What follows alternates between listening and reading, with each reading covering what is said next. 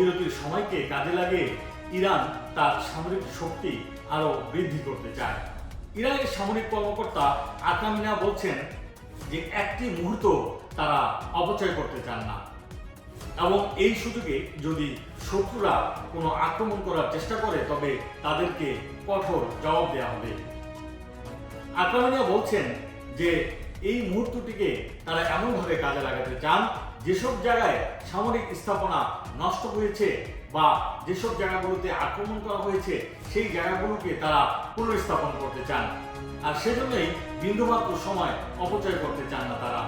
পাশাপাশি তাদের সামরিক সক্ষমতা বৃদ্ধি করার ক্ষেত্রেও সময়কে কাজে লাগাতে চান তারা।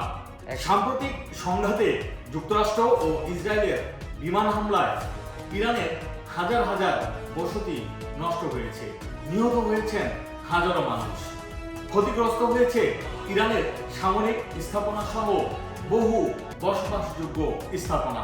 আকামিনা বলছেন সামরিক শক্তি বৃদ্ধি, প্রস্তুতি এবং প্রতিরক্ষা ব্যবস্থা তারা জোরদার করবেন।